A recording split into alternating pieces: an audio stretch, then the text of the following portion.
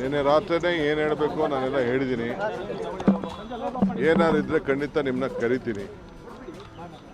So ಅಂಥದ್ದೇನು ಹೊಸ್ತೇನಿಲ್ಲ. ಈಗ nano conference ಇದೆ, ಅದಕ್ಕೆ ಇನಾಗ್ರೇಟ್ ಮಾಡಬೇಕಾಗಿದೆ. ಕೆಲವು ಎಂಗೇಜ್ಮೆಂಟ್ಸ್ ಇದೆ, ಕೆಲವು ರಿವ್ಯೂಸ್ ಇದೆ.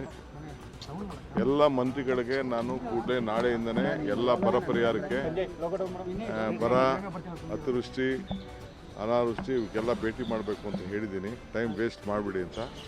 ಸೊ ನಾಳೆಯಿಂದನೇ ಎಲ್ಲ ಜಿಲ್ಲೆಗಳಿಗೆ ಹೋಗಬೇಕು ಅಂತ ಎಲ್ಲ ಆಫೀಸರ್ಸ್ಗೂ ಎಲ್ಲ ಸೈಟ್ ವಿಸಿಟ್ಗೆ ಏರ್ಪಾಡು ಮಾಡಬೇಕು ಅಂತ ಇನ್ಸ್ಟ್ರಕ್ಷನ್ ಕೊಟ್ಟಿದ್ದೀನಿ. ಸೊ ಆ ಕೆಲಸದಲ್ಲಿ ಎಲ್ಲರೂ ಕೂಡ ತೊಡಗ್ತಾರೆ, ಎಲ್ಲ ಜಿಲ್ಲೆಗೆ ಹೋಗಬೇಕು ಅಂತ. ಸಾಮೂಹಿಕ ರಾಜೀನಾಮೆ ಕೊಡ್ಲಿಕ್ಕೆಲ್ಲ ಮುಂದಾಗಿದ್ದಾರೆ ಸರ್. ಯಾರು ನೋಡಿ, ರಾಜೀನಾಮೆ ಕೊಡೋರು ಇವೆಲ್ಲ ರಾಜಕೀಯದಲ್ಲಿ ನಡೀತಾ ಇರೋದು.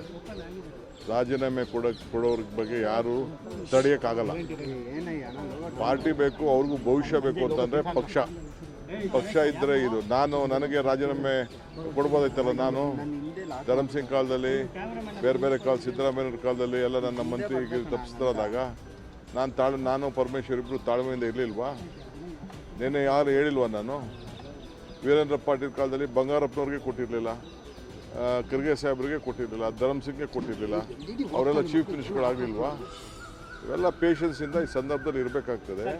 Party is very much important. ಯಾರು ರೆಸಿಗ್ನೇಷನ್ ಕೊಟ್ಟರೆ within few minutes I am going to accept.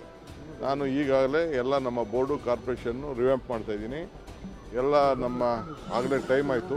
ಎಲ್ಲರೂ 2 ವರ್ಷ ಅಂತ ಮುಂಚಿತವಾಗಿ ನಾವು ಹೇಳಿದ್ದು, ಮಂತ್ರಿಗಳಿಗೂ ಹೇಳಿದ್ದು ಅದನ್ನು ನಾವು ಮುಂಚಿತವಾಗಿ 2.5 ವರ್ಷ. ಈಗ ಎಲ್ಲರೂ ಕೂಡ ನಾನು ರೆಸಿಗ್ನೇಷನ್ ಸಬ್ಮಿಟ್ ಮಾಡಿ ಅಂತ ಅಂದ್ಬಿಟ್ಟು ಬೋರ್ಡು, ಕಾರ್ಪೊರೇಷನ್ಗೆ ಫಸ್ಟು ನಮ್ಮ ವರ್ಕರ್ಸ್ಗೆ ಹೇಳ್ತೀನಿ. ವರ್ಕರ್ಸ್ ಎಲ್ಲ ಫಸ್ಟು ಫಿಲಪ್ ಮಾಡ್ತೀನಿ. ಆಮೇಲೆ MLAsನ ಕರೆದು ಒಬ್ಬೊಬ್ಬರನ್ನೇ ಮಾತಾಡ್ತೀನಿ.